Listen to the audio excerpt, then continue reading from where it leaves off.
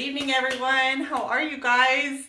My name is Brandy. I am with Brushed by Brandy, and I'm one of your Dixie Belle Paint brand ambassadors. And I paint with you guys live here every Thursday evening at 9 p.m. Eastern.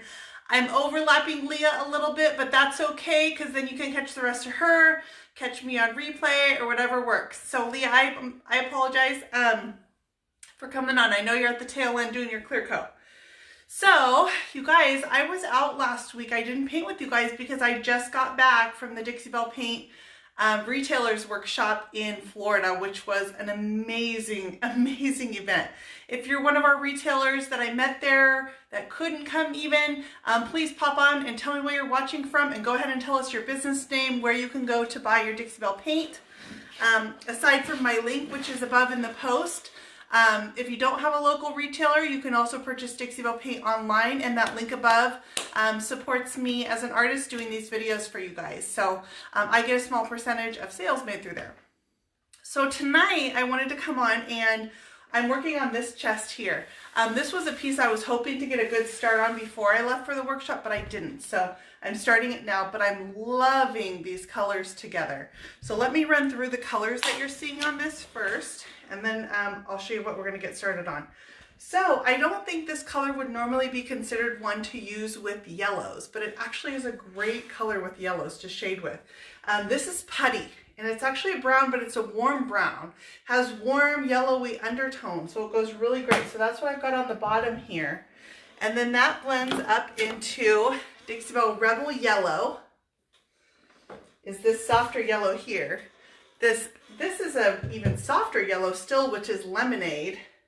Well, Janine's a first-time viewer, but I will not even try to pronounce the city that she's in. Okay, Janine from Random City in U.S. Thank you. Welcome. Louisiana, but it's like Polka something. Okay, from Polka something. Yep. Janine, we have fun here every Thursday. You guys, my husband Sean is here to help answer any questions, so pop on with any questions you have along the way. I'm just going through the colors that I'm going to be using tonight. So I've got Putty, Rebel Yellow, Lemonade, Paint Blue is a really soft blue, and that coordinates really well with Dusty Blue. So those are all my colors. I've got 5 colors going on, and we're going to get into painting. But first I want to show you what I'm doing to add a little bit of interest to this piece. So it's fairly plain starting out. It doesn't have a lot of detail on it. It's got this great frame on the doors here. And this is a customer's piece that she brought to me, and I love how she described it's for her daughter, and she described her daughter as just an overall like cheery, radiant, sunshiny person. So we chose these colors, and I really am liking how it's working.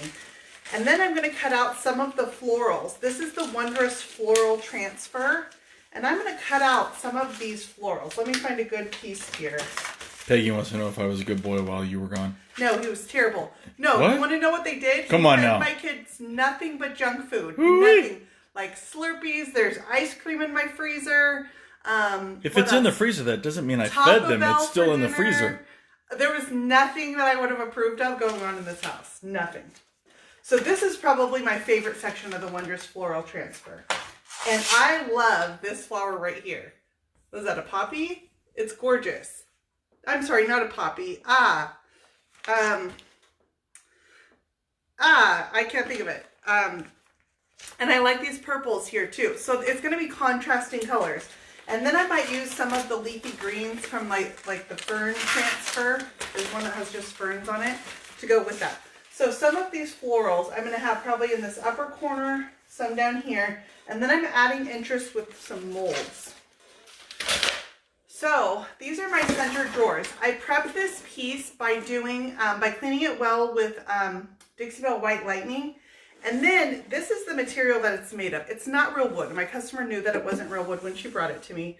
It's an MDF. So it's got a really slick finish on it. This is what the whole piece was. And so I did prep it with a coat of Dixie Belle Slick Stick.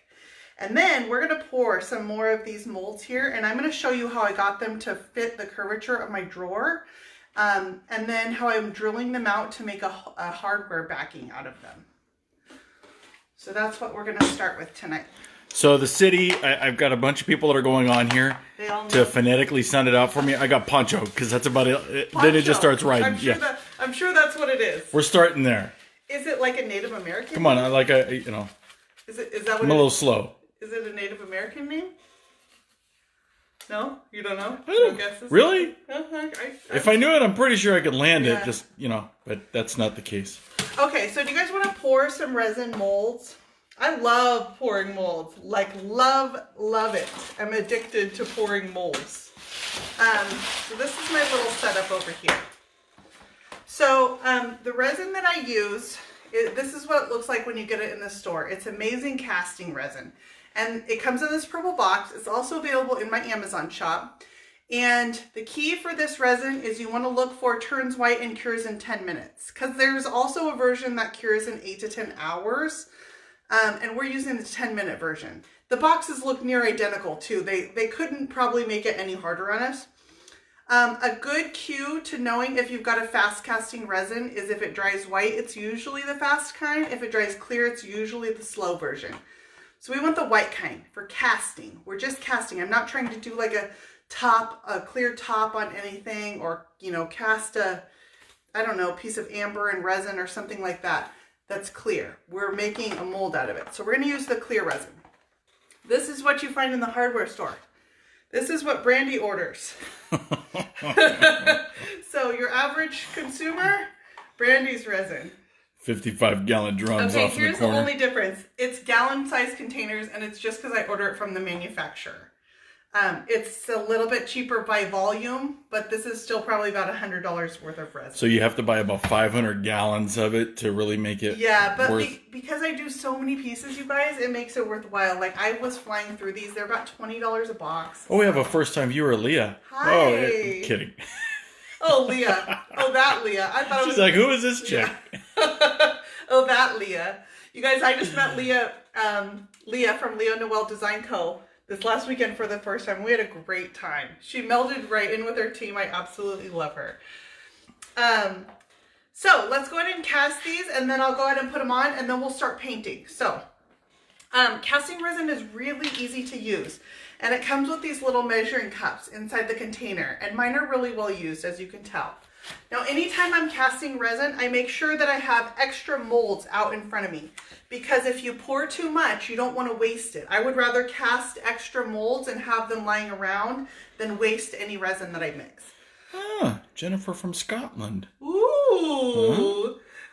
It's my girl right there. Jennifer, I'm a huge Outlander fan. Yeah, I feel like we are countrymen. Even if you don't, I feel like we are. Highlanders. I am caught up on the new season, by the way. I will not give you guys any spoilers, though. So this is a 1-to-1 ratio mixture. So I'm going to pour, and I pour it pretty much to the top every time, but I'm going to go ahead and fill this cup, and I'm going to dump it into this main cup, which I've just got a plastic cup here. You guys can see that I use these regularly. So I just poured one side into my cup, and nothing's going to happen. As long as I don't mix them, that can sit in that cup for forever and nothing will happen. Okay, I'm going to pull back a little bit. Otherwise, I'm going to start giving people headaches. Yeah, let me move this so you guys can see better too. Once I mix in the second part, that's when the magic happens. So I'm going to pour the same amount, and this resin is really forgiving. If it's slightly off, you're okay. It will still cure, whereas with clear resin, if you're slightly off, it's going to stay sticky. It will never cure. So this kind is really forgiving. Betty says, that's a Costco box. Yep. Yeah, that's Costco size. That's how I roll. And then the two molds I'm using are the Tulum Keyholes mold. These are by Redesign with Prima. They're silicone molds. Tulum Keyholes and Sorrento Laurels. Clearly I didn't name these. I would name them like Joe and Susie. 1, Yeah. 2. Yeah, Tulum Keyholes. Nope, not going with it. Okay, and then you want to stir it until those two mix together. And I go ahead and stir. And when I'm stirring, I move my stir stick clockwise and counterclockwise. And I just want to make sure that I'm getting it really well mixed together. Which way do you work it first? It doesn't really matter. Like, you gotta be kidding me. You want to make sure those two are really well integrated into each other. Okay, we're going to pour. So I would rather under pour my molds than over pour them. If over pouring means so that they're spilling over the top of the mold. So do you want to get in here closer? You do. You don't want to miss this. Hello. So I've got my 1-to-1 mixture here. They're really well stirred, and I'm going to make my cup kind of into a spout, and I'm just going to start pouring. You want to pour pretty slowly.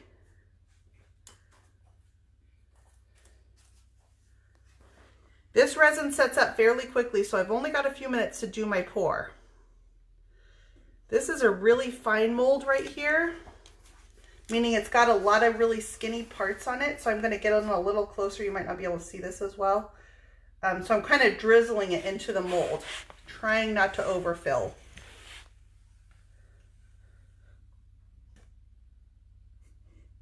Dana says, any broke squirrels? No broke squirrels tonight. We're not using that one. I can't even look at it with a straight face anymore. Now I've got extra resin left over. Those were the two I wanted to cast. So now I'm just going to cast some of these extra ones. I won't throw away my resin. Stuff's too expensive to get rid of it. So I've got a little tiny bit here. Would be perfect for one of these bees, but I've already got them filled. So let's see. I might have enough for this guy right here. Unless you buy the 55-gallon size resin, then it saves you a nickel. Yeah, that's pretty much it. It probably doesn't save me all that much. I was buying another brand, but I was noticing that it gets a little more brittle, so I went back to the Amazing Resin brand. All right, I just drizzled the very last of that resin into this mold here. Okay, now we're gonna let these set up. But you can see here, do you guys see how this is already starting to turn white? It's already starting to cure. That's how fast it starts curing. So just as fast as I poured it, it starts setting up in the mold. And I've got some here that I poured a few minutes ago, and these are already hardened. And then you can see what they are when they come out. So we will, I'm gonna let these marinate for a little bit. Oh. And we're gonna come back and pop them out and put them on our piece. Takes about 10 to 15 minutes for them to fully harden. So I'm gonna put this off to the side. Can I just ask you a quick question? No. Okay. Then I'll make it long. I'm glad we had that conversation. So last weekend, and this is just purely coincidence because it was just on my mind before. When you were in Aaron's class, what was going on in there? What did we do in your class, Aaron? Are you telling on me? What did we do? I think it's like a halfway. Like there's a question mark, but I need to follow up with it. I know. I don't feel like I didn't do anything bad. What did we do in your class? Okay, Aaron, here's what you need to tell me. Just tell me what color piece was yours. Because every class I taught, we did a slightly different finish on it. Okay, I'm going to start painting this because I don't remember. I don't know what he's talking about. I think he's trying to get me in trouble. Was it the cookies, Aaron? That's not going to get me in trouble. Sean knows I like sweets.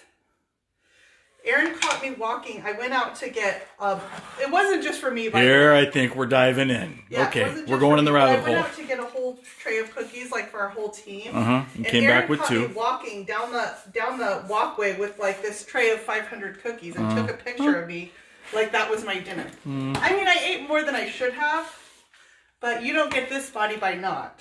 So.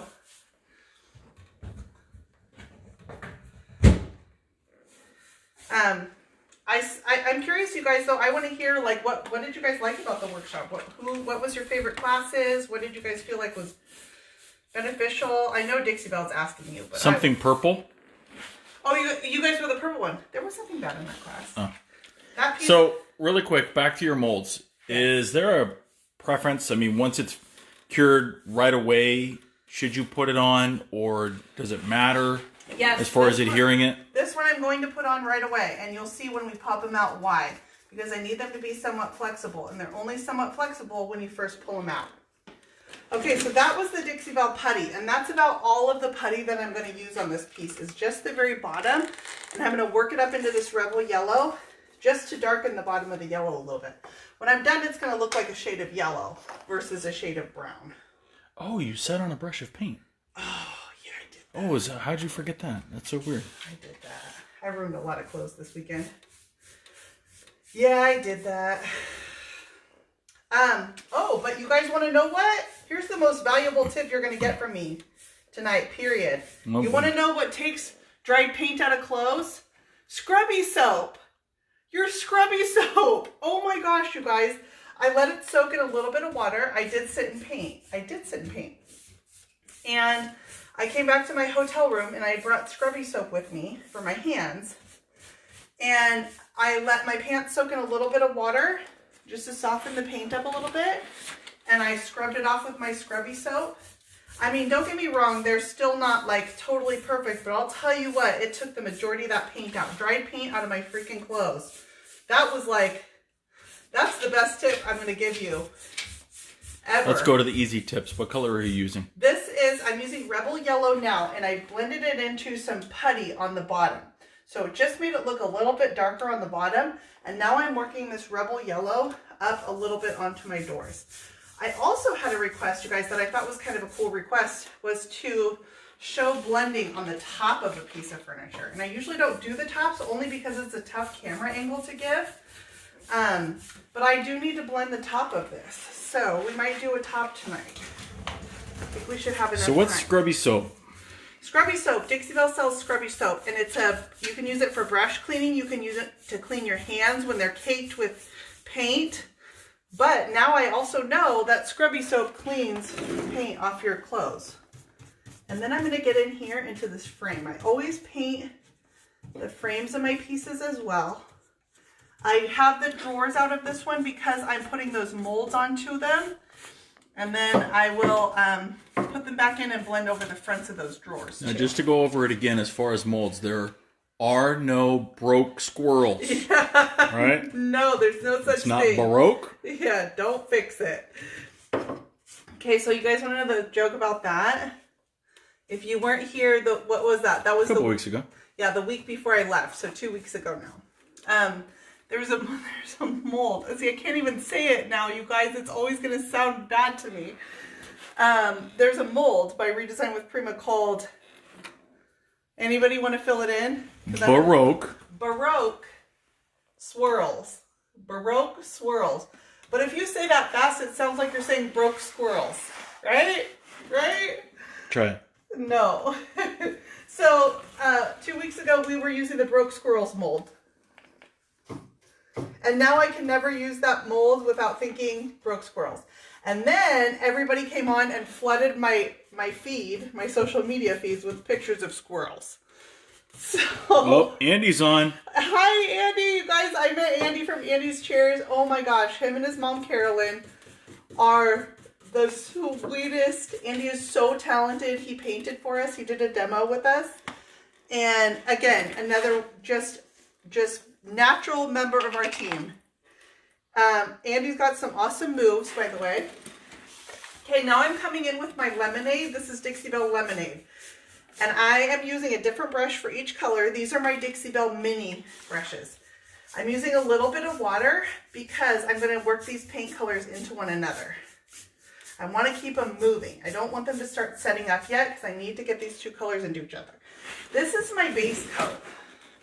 So while you're doing that, since it's basically second Yes. nature to you, when it comes to your molds, can you actually heat the mold and make it a little pliable? You'll see when I pull them out, they're going to be pliable. They're going to be pliable when you first pull them out. Let's say they dry. Now, if you let them harden, you can heat them. They will never be as pliable as when you first pull them out, though. So, if possible, if I know that I need a mold that I need to conform to a certain curvature, I will pour a new one versus pouring it in advance and trying to use old molds because they're never as pliable as when they're first cast. Okay, so you guys will notice on this side, I have a blended coat on. This is also a first coat. That's one coat right there. I'm going to need to do a second coat on there. But I like to do 2 coats blended the same way because that lets me use my first coat to really conceptualize. That's what I was doing there. I was conceptualizing. And I went through a few changes. In that right there, I went through a few changes. Number 1, I lightened up the bottom a little bit so it's not the pure putty.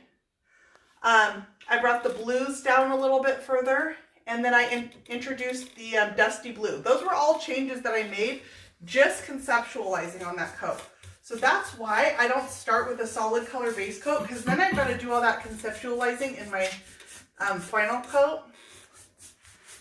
And I prefer not to do that. I want to have my concept down pat so that my second coat, my final coat, is just perfecting everything. I will come back and really perfect these blends so that they come together seamlessly.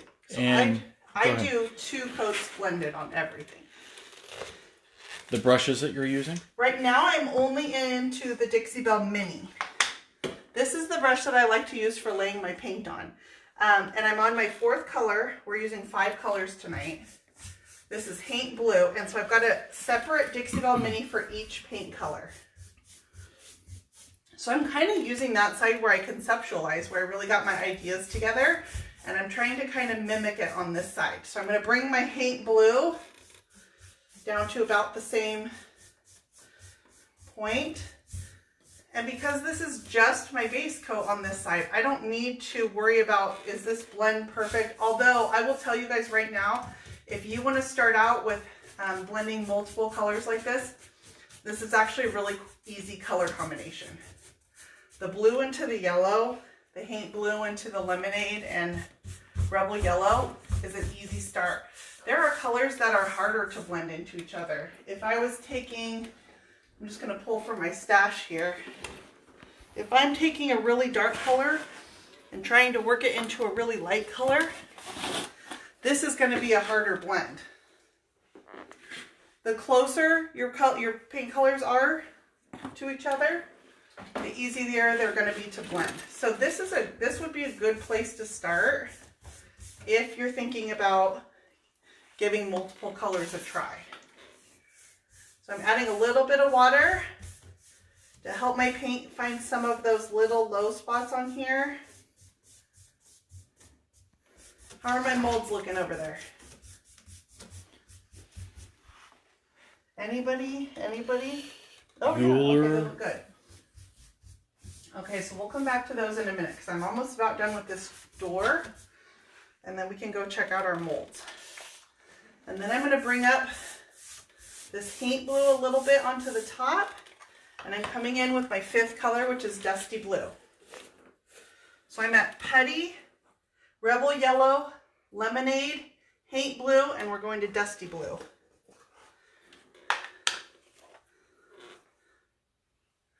And this is just going to kind of deepen the top, and then I'm going to add it to the very top of this drawer, but I'm going to let it mix on my surface into that Haint Blue. So it's just darkening it a little bit so it fades up as we go up to the top. I'm going to give myself a little bit of water because I feel my paint sticky. My surface has that Dixie Belle Boss on it, which is going to make it a little bit, it's got a little bit of bite to it. Boss has some bite to it. So Marvella, sorry, I said Boss, it's Slick Stick. Marvella, this one's for you. She asked if you were using the same brush, and I'm flashing down to show. Yes. No, they're all. Let me match these up to the colors. Can you guys see that? We've used one brush, 4. I've got color. one brush for each color right now. And that's because they just start getting muddied up. So I try to keep my colors somewhat identifiable on the brushes. You know, otherwise if I get one brush going that's got blue and yellow on it, it's just going to be like one green brush. And John had a question. I didn't forget. We just aren't there yet. But I'll ask it anyway. Yes. How do you attach your molds? I attach my molds, which we're going to do in a minute. We're going to attach them with this. This is Type Bond. What is it called? Tape on Quick and Thick. That's my son right here. My 9-year-old son is sitting out here with us. And he knows that we use Type on Quick and Thick. My lid has a little bit of glue gunked up on it. Can't get it out. Okay, so when we get to attaching them, and we're going to do that in just a second, I'm going to come in here and I'm going to actually just paint around these drawer moldings, and then we'll come back to our, and look at our molds that we cast. So Susan, which one are you after as far as color is concerned? She's asking because her computer froze. Oh no. I'll list them all again from bottom going up. I've got Putty, Rebel Yellow, Lemonade, Haint Blue, and Dusty Blue. So I'm using the Haint Blue right now. It actually looks, you know, kind of white on camera, but it's a very, very, very pale shade of blue. So because I'm painting the colors of springtime, those really fresh, clean colors, the color of sunshine, you know, I think like linens hanging out on the clothesline, just very warm and... What's the color on the very top? Very top is Dusty Blue. There we go. So I'm going to brush it into my paint glue, and that will kind of complete this top right here. And I'm not worrying about this lip right here too much because I'm going to have to paint the top of this anyways. And when I do the top is when I will worry about that lip. So I'm going, when I'm painting the colors inside the drawers here, I'm going with roughly the colors that are on the front at that point. So down here I've got some insides. I've got the Rebel Yellow and then more Rebel Yellow. This is Lemonade, Paint Blue. So the colors inside the drawers match the colors that are on the outside right there too. Yeah, that is interesting. Jason said that he can't find Broke Type Worlds? Bond Quick Type Bond Quick and Thick at a physical location in Columbus. Really? I mean, obviously anybody can get them online, but you Yeah. can't find it in a physical location. I get it at, is that Home Depot or Lowe's? Lowe's. Is that Lowe's? Lowe's. I get it at Lowe's. It's always on the shelf in those department with the wood glue.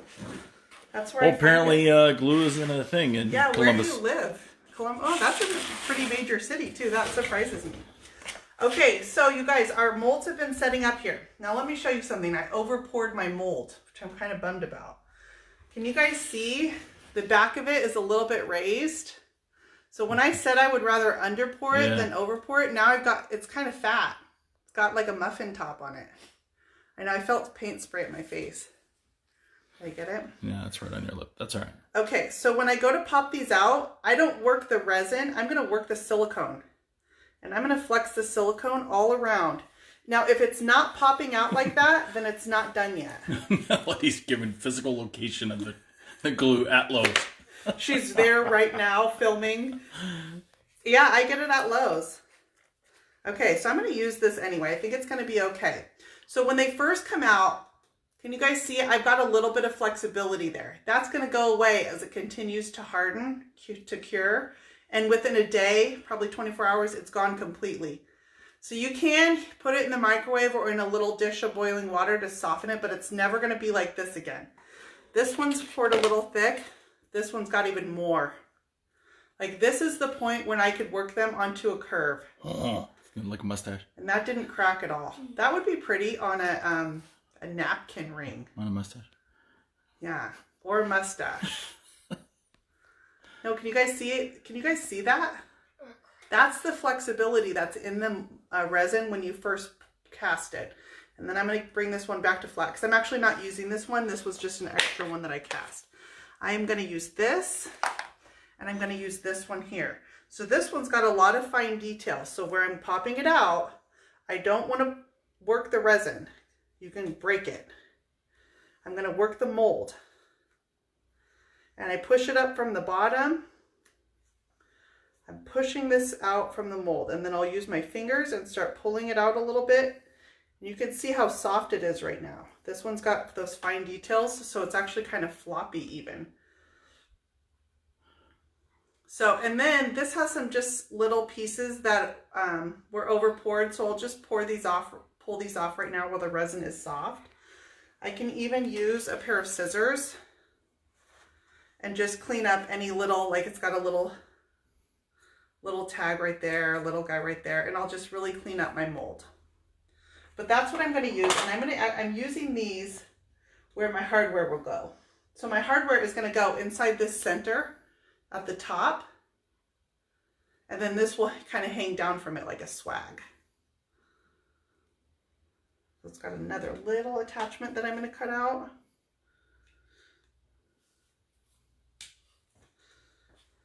All right.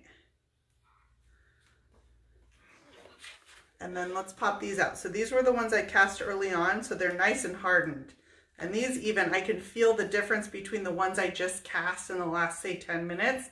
So if you need flexibility, put it on when they're first cast, because it loses that continuously. So just quickly in reference to molds, you've used hot glue. Yes. What'd you think? I don't care for it. I have a blog post on my website at brushedbybrandy.com comparing all of them. The reason I don't, and it's got pictures of it up close and a video of doing it too. The reason I don't is because it's very hard to get perfectly clean molds with hot glue. You're going to get a lot of air bubbles. You got to get the glue flowing really fast, and it can be hard with really fine, intricate molds. So this is an example of a really fine, intricate mold. Trying to get hot glue to go just in this circle right here is going to be a challenge. So I like resin. It's my favorite way. It gives me the cleanest, most flawless molds, especially on these really small details. But go check out that blog post and watch the videos and look at the pictures of the actual cast molds, and it's got 4 different ways of casting it, and you'll be able to see the comparison in a finished product. But I mean, look at the details on these molds up close. So those are the details I want to get, and the resin finds all of them, and they come out super clean. So this is the method I like to use. So remember I told you that if you want to attach a mold and you need it to conform to a curve, you want to do it when you first cast it. So I am taking, where did I just put it? Oh, here. I am taking these molds right here and putting them on the curve of the drawer, and I'm going to drill it out for to be my hardware backing. So the first thing I'm going to do is I'm going to take my drill while it's nice and soft so the resin isn't going to crack. And I'm going to find the center point on my mold right here.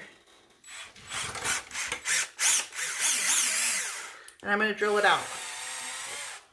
So I just drilled my hardware hole right in through the center of my mold. And it's still got some flexibility, so I need to get it onto this drawer. So I'm going to take my Titebond Quick and Thick.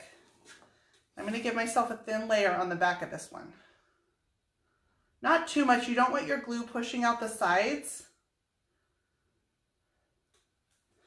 once it's on there. And then I'm lining up the hardware hole, and I'm going to press it down onto the curve of my piece.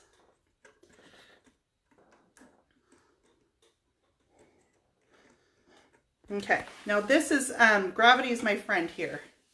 So it's actually going to stay pretty well.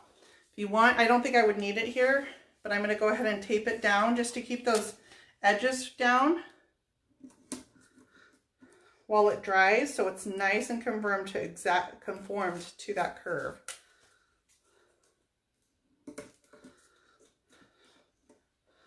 And then when it's done, this is what I got. Pam's requesting a purple drill. No, that's not an option. So you can see that's perfectly conformed to the curve of that drawer right there. And as long as I do them when they're first cast, they've got that little bit of softness that I can get it to conform like that. So I'm going to go ahead and put this other mold on. And we'll go up and do the top on this. So I'm just putting a little bit of glue, making sure I get all the details, the little skinny parts too, because I want all those to be stuck. Just a really thin layer. And I like the Titebond Quick and Thick because just as much as I put molds on, I've had to remove them as well. And removing your molds is a way you can tell how well they're attached. So I know that this works. You can force them off, but it's not easy. So I want to line up this circle right here, just like I did over here for my hardware to fit right in the center. I'm going to open this door.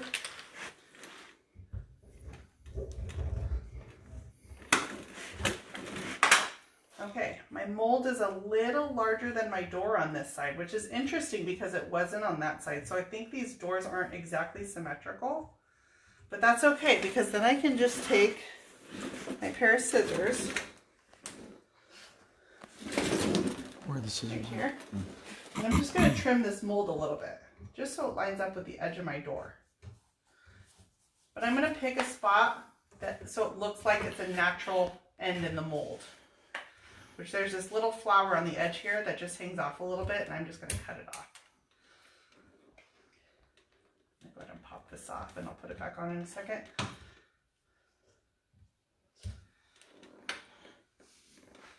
So I'm just going to trim this.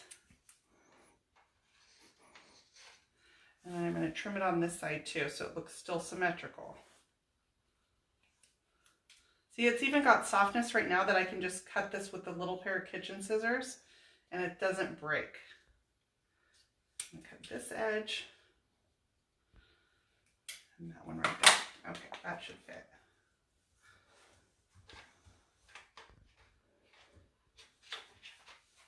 Yeah, I like that fit much better.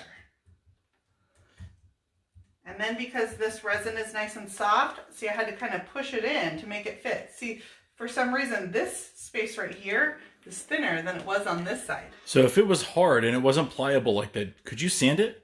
Could you still cut it? You can. It wants to crack. So I would recommend if you're going to cut it, use a saw. Use a little, that saw that you gave me works good. What's that saw called? You know. Chainsaw. No, not a chainsaw. Not a chainsaw. Can you reach it? I want to go grab it. So, am I okay to show it? Yeah. Where it is? I don't know where it is. Oh, Ash, it's over there. On my workbench. So obviously, it's one of those put somebody in the other room and use it. But if you're gonna actually make little intricate cuts, here's a tool I recommend, even just around the house. And for the life of me, I cannot remember the name of it. It's just a reciprocating saw. But it gets fine detail work in there. I mean, this is a, you know. So I had to cast like 14 of the broke squirrels mold. That's what I was working on. It was You could like do a coping saw. A coping saw would take you a little longer, but I mean, it's exactly, you need something that's small, narrow, and gets in there. So just trying to force it with the kitchen scissors, you can cause your mold to break. They get, when they have that rigidity in it, it's a little bit more brittle. So it's not going to cut with scissors anymore. You need to get a saw. But they cut well with the saw once they're hardened. So, and then I've got some extra molds. I think I actually, because I'm going to put the flowers on, I might use some of these little bees here. So I might use those. But that was it for our resin molds. And then I'm going to add a little bit of tape on the front here. I like the quick and thick because it's quick and it's thick. It sets up fairly quickly and it's got a thick consistency. So my glue's not running down the front of my piece on this vertical surface, and it sets up fairly quickly. But I just want to give it a little bit of support while it's drying, and I'm just going to throw a piece of painter's tape on here. My paint is actually pretty dry. And then on my next coat, I will just paint right over these. A lot of people ask me if I use slick stick on my molds. The only time I might do that is if I want to glaze them. And that's because you have to rub over the top of it and you'll start wiping some of the paint off. I'm not going to do anything like that to these. And the paint adheres just fine to them on their own. So, no, I'm just going to let this dry and I will paint over the top. When I do my second coat over the entire piece, I will second coat over the top of those molds. So, I'm going to go ahead and throw a coat up on the top of this really quick. So let me move some of this stuff out of the way and we will stand up and I will paint the top of this. And that's just because people ask me a lot about blending over a really large surface like a top. So I'm going to come in here and stand behind this so you can video it from the front. Now I'm just working too hard. Yeah, sorry, I didn't mean to make you get up. And then, just so you guys have an idea, this is what my hardware on the front will look like. These are just from Hobby Lobby because the original pulls on this piece were broken. It's not a super high quality piece, but it's in good condition. So then these pulls will hang down. I have to drill them out a little bit more. From those swags, they'll hang down right in the center is where the hardware will go. So I think that'll be pretty cute. All right. Let me grab a sanding sponge. Can I help her? And then you guys will notice on the top, this is just one coat. I only did 2 colors up here.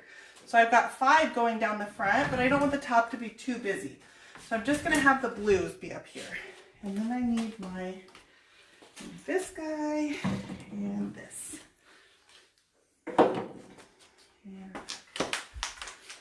And that was the lid for my quick and thick. Now I have to find it. Oh.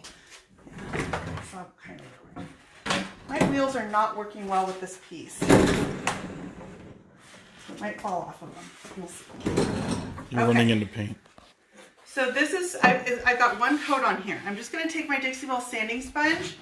These are really fine sanding sponges. It's a 220 grit, but I've used this quite a few times. I'm just going to brush over the top of this single coat of paint.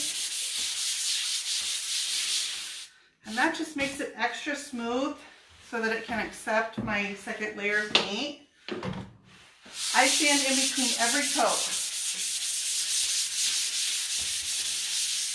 Okay, that's all I needed that for. And then I'm just going to take a damp rag, a little bit of water on my t-shirt here, and wipe away that sanding dust.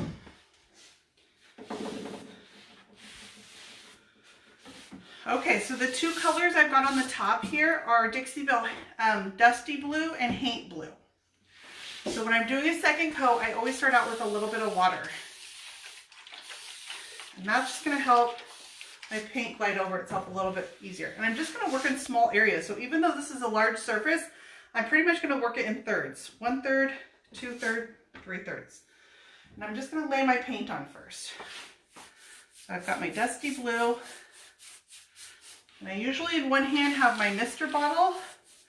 Keeps my paint wet. I really don't need very much paint up here. I just need a thin enough coat that I can work it together, because my first coat gave me all the coverage that I needed.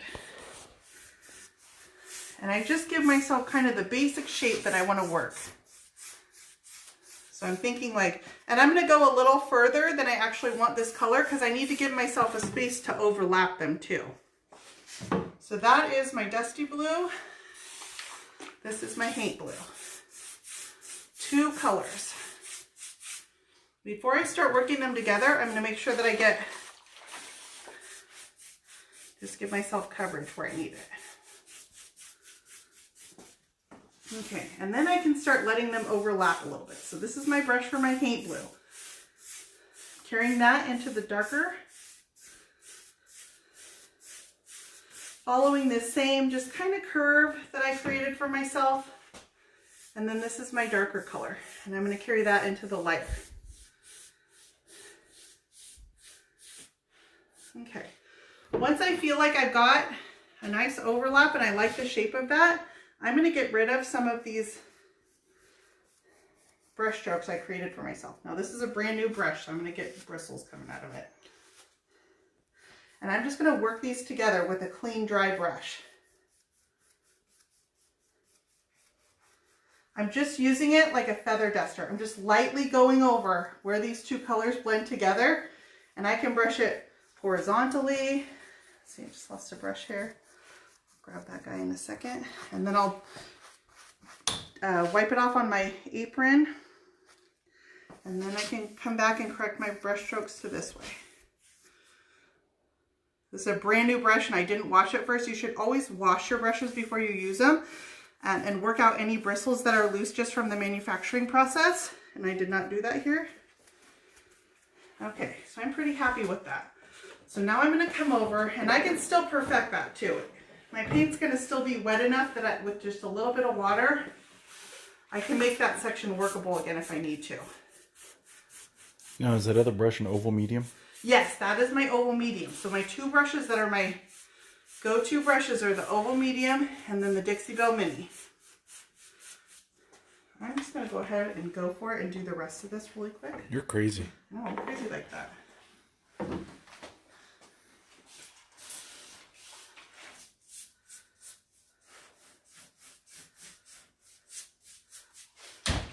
So a little bit of water, very little paint, very little paint. Give myself the basic shape that I kind of want up here, where I want my colors at. As long as I keep the paint wet, it stays workable. I'm going to set this on top of where I just worked because I need to work this section instead. That's what overalls are for right there. Nice. Okay, this is my Haint Blue.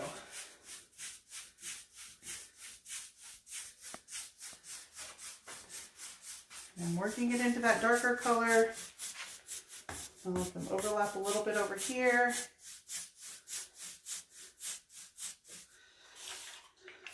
If I feel like my paint starts getting sticky or my brush isn't gliding, then I can just give myself a little bit of water.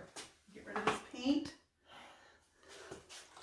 So I can come up here and fill in this spot. A little bit of water. I mean, this is my right and my left hand. I've got my water and my brush.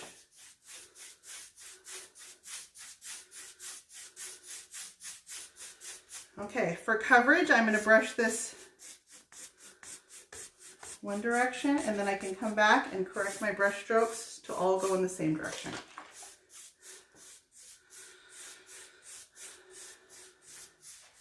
Okay, I'm going to get this wet again over here a little bit. And then I'm going to work all this together and really clean it up. This is my second coat on my top. This is my final coat. I want this to be clean and perfect. So what are these two colors again? Two colors are Haint Blue and Dusty Blue, which is a really nice combo. I really like them together. This is my darker brush. Kind of following on this one, I've got kind of a semicircle going on here. Keeping my brush strokes nice and broad.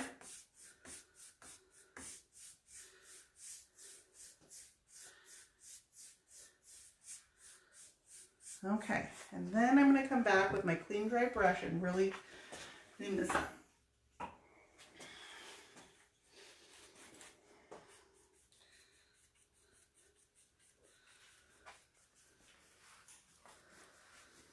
Just very little pressure on this clean dry brush, just enough to feather out the brush strokes where those two colors meet up. Kind of almost dry brushing them together.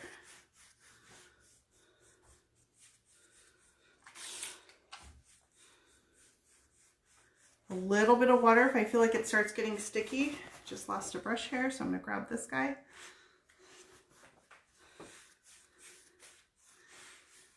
Now I will come and look at this from different directions too, because I'm standing behind the piece. The light may hit it differently from a different direction, where like you guys are seeing something that I don't see back here. So I will look at this from different directions and see. I'm going to pull these colors into each other and then soften this out a little bit.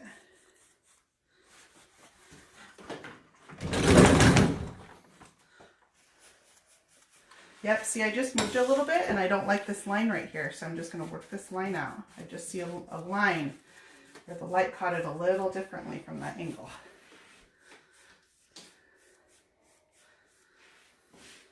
Go to the other side. Overall, I think it looks pretty good. Always wash your brushes first. What if I lost like 5 brush hairs in here? I just pick them up with the tips of my bristles and it just grabs them. We're going to name that brush Sean. Because it's losing its hair? Yep. It's losing its hair and I still love it. That's a crock. Yeah.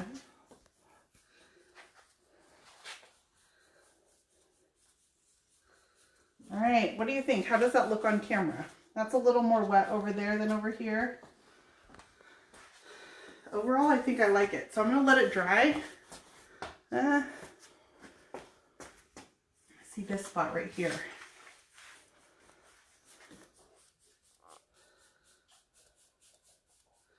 A little bit of water and I can continue to work it with this clean, dry brush. Is that a synthetic brush? This is the synthetic brush. So I usually always lay my paint down with a synthetic brush. It's actually not a lot I use a natural bristle brush for. How are we doing? I like it. So here's the thing. You got to know when to quit too. I think it's pretty good. I'll let it dry. Worst case scenario, if it doesn't look good when it's dry, what did that take me? 5 minutes? 10 minutes? I can come back and put another coat on the top. That'd take me like an hour and a half. Yeah, and I'd have to sand tops it. are a challenge. So I'll tell you what, if I prefer to do wood stain tops. They're easier and I like the look of them. This is not a solid wood piece, it's MDF. So it would not strip. I could not have stripped and put a wood top on this. So I will paint it. In fact, it's not even perfect. I leveled out some spots with Dixie mud, but if I sand, I'm just going to get MDF in there and I don't want to create a bigger mess. So it's got a little bubble right there, a little one right here. Now when you do this, aside from it being MDF, and I realize that's predominantly when you're going to paint a top, but do you sand between top coats? Between top coats, yes. every coat, just that little brushing with the sanding sponge that I did before this coat, I do that in between every coat and every coat of top coat until my final one. My final one, I leave it alone. Otherwise, I sand in between. So that was, let's see, we got a lot in tonight. We did some resin pours with some resin molds. We blended on the front and then on the top up here. And so basically, I'm going to go through the body of this and I'll give it a second coat, which is going to be an exact repeat of the first one that we did with those 5 colors, which were Putty, Rebel Yellow, Lemonade, Paint Blue, and Dusty Blue are my 5 colors. And I'll do my transfer and stuff. So anyway, I'm going to let you guys go. Come back next week. I'll paint with you guys live every Thursday. Oh, really quick, I'm going to tell you guys something. If you guys didn't catch it, I have on tonight, you can't see, I have on my Bells and Bows shirt, and there's a reason for that. The reason is because just this last weekend, we announced another stop on the Bells and Bow tour. So, you guys, when I first joined this tour, I joined just as a guest. I was just going to do the one location, and I've enjoyed it so much. I think the events are good quality, that I'm now going on my 3rd event with them. So our newest date is going to be June 6th in Dallas, Texas. And you guys get myself, Brushed by Brandy. You get Kristana Cusson from Bella Renovari by Kristana. You get Heather Marzigliano from Grace on Broadway. You get Pam Haskins from 44 Marketplace. You get Surf Prep Sanders. Apollo Sprayers are going to be there. And we have a day of amazing classes for you guys. So check out bellsandbowtour.com and look for that date, June 6th in Dallas, Texas. And that's where we'll be. I'll let you guys go. I'll see you guys next week. Thank you.